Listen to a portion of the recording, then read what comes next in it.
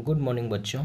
तो आज हम शुरू करने जा रहे हैं क्लास 11th का चैप्टर नंबर 1 और ये सारे कंटेंट आपको हिंदी में मिलेंगे और जो इंग्लिश मीडियम के भी बच्चे हैं वो इसको अच्छे से समझ सकते हैं। देखिए, कोई भी चीज़ को ऐसे ही पढ़ लेना और किसी चीज़ को समझ समझ के पढ़ना, ये दोनों में अंतर हो जाता है। तो आइए आइए हम शुरू करते हैं। जीव जगत क्या है? तो सबसे पहले समझिए जीव विज्ञान, ठीक है ना। जीव विज्ञान है क्या? तो विज्ञान की वह शाखा जिसके अंदर जीवों का अध्ययन किया जाता है उसे हम कहते हैं जीव विज्ञान, ठीक है। बायोलॉजी हो गया, बायो मीन्स होगा जीवित जीव और लॉजी मीन्स हो जाएगा टू स्टडी। अब देखिए बच्चों, जीव विज्ञान की दो शाखाएं हैं। एक है वनस्पति विज्ञान जिसमें पेड़ पौधों का अध्ययन करते हैं और इसके फादर जो हैं, इसके जो जनक जो हैं वो हैं थियोफ्रिट्स। और दूसरा है बच्चों हमारा जंतु विज्ञान। जंतु विज्ञान से क्या हमें समझ में आ रहा है कि इसमें हम जंतुओं का अध्ययन करते हैं और इसके जो जनक हैं बच्चों, इसके जो फादर ऑफ आपको जूलॉजी हो जाएंगे वो हैं अरस्तु। अब जब इतना हम समझ लिए बच्चों जीव विज्ञान के बारे में, तो अब हम समझेंगे कि जीव है क्या। जीव को हम कहते हैं ऑर्गेनिज्म। तो जीव एक या एक से अधिक कोशिकाओं का बना हुआ संगठन है जिसमें बाहरी और आंतरिक वृद्धि होती है, विकास होता है और अपने जैसे प्रतिरूप बनाने की क्षमता होती है। वह क्या कहलाएगा बच्चों? जीव कहलाएगा, है ना। अब जीव आ गया तो इसमें आगे और हमें पढ़ना है सजीव और निर्जीव। तो सजीव क्या है? तो पृथ्वी पर पाए जाने वाले समस्त जीवों को हम अध्ययन की सुविधा से बच्चों दो भागों में बांटते हैं। एक हो गया सजीव और एक हो गया निर्जीव। सजीव क्या हो जाएंगे बच्चों?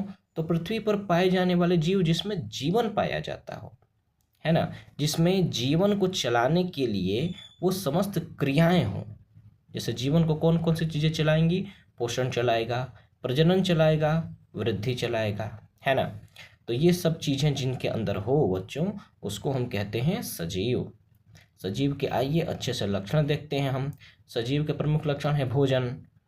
कोई भी चीज़ जिंदा है तो बच्चों उसको ऊर्जा के लिए भोजन चाहिए, है ना।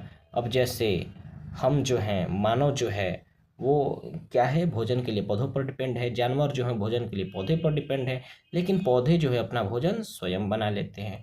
दूसरा है श्वसन, ठीक है ना। बच्चों, जिंदा रहने के लिए गैसीय ऑक्सीजन की आवश्यकता है, ऑक्सीजन की आवश्यकता है। बिना ऑक्सीजन के, बिना सांस लिए हमारा शरीर जो है वो ऊर्जा में कन्वर्ट नहीं हो पाता है। तीसरा है चलन। तो पेड़ पौधों को छोड़कर सभी सजीवों में चलन की प्रक्रिया पाई जाती है बच्चों, है ना। लेकिन ऐसा नहीं हम कहेंगे कि पेड़ पौधों में चलन नहीं होता है, अलग बात है, उनका पूरा शरीर आगे नहीं बढ़ता है, लेकिन जड़ें जो हैं पानी के खोज में दूर दूर तक चली जाती हैं, है ना। चलिए अगला जो है हमारा है वो बच्चों वृद्धि।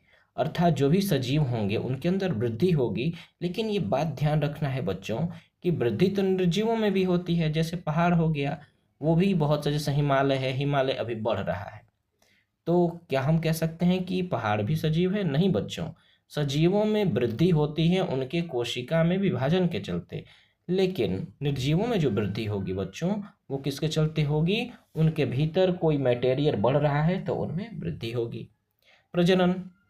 तो सभी सजीवों में बच्चों प्रजनन का गुण पाया जाता है, मतलब कि वो अपने जैसे नए संतान को जन्म देते हैं, चाहे वो सेक्सुअल रिप्रोडक्शन लैंगिक जनन के माध्यम से हो या असेक्सुअल रिप्रोडक्शन और लैंगिक माध्यम से हो, है ना।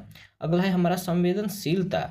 चाहे कोई भी जीव हो बच्चों, उस सबके अंदर संवेदनशीलता होता ही है। इसके बारे में डिटेल में यहाँ पर लिखा हुआ है, हम आपको समझाते चले जाते हैं। जैसे प्लांट में भी संवेदनशीलता होती है, जैसे छुई मुई तो बहुत अच्छा उदाहरण है, उसको हम छुएंगे तो देखते हैं ना वो अपना पौधे को, अपने पत्तियों को सिकोड़ लेता है। और इसी तरीके से मानव जो हो गया या कोई जानवर हो गया, उसके अंदर भी ज्ञानेंद्रियां होती हैं, जैसे आँख, नाक, कान, जीभ, त्वचा। इससे हम किसी चीज़ को फील करते हैं, संवेदना प्राप्त करते हैं। अगला है उत्सर्जन। तो बच्चों हम खाएंगे और हमारे शरीर में भोजन जाएगा और शरीर कार्य करेगा तो उसमें वेस्ट मटेरियल तो बनेगा ही ना। तो वो वेस्ट मटेरियल शरीर से बाहर नहीं निकलेगा बच्चों, तो क्या होगा? वो हमें हानि पहुंचाएगा।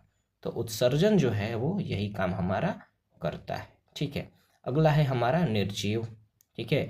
निर्जीव में दो चीज़ें आ गई, एक हो गया प्राकृतिक, एक हो गया मानव निर्मित। प्राकृतिक में वे निर्जीव आते हैं जो ईश्वर प्रकृति के द्वारा बनाए गए होते हैं, जैसे पर्वत, आकाश, तारे, पत्थर, यही सब। और मानव निर्मित में जिसे हम बनाते हैं, जैसे मोबाइल, कंप्यूटर, टेबल, आपके रूम में चल रहा पंखा, है ना, जिसके नीचे आप बैठ के पढ़ रहे हैं बच्चों। तो इसी तरीके से हमारा जो है चैप्टर 1 का कुछ पार्ट, पहला पार्ट समाप्त हुआ। अगली क्लास में हम लोग बच्चों जीवों में विविधता, डाइवर्सिटी इन लिविंग बीइंग शुरू करेंगे, है ना।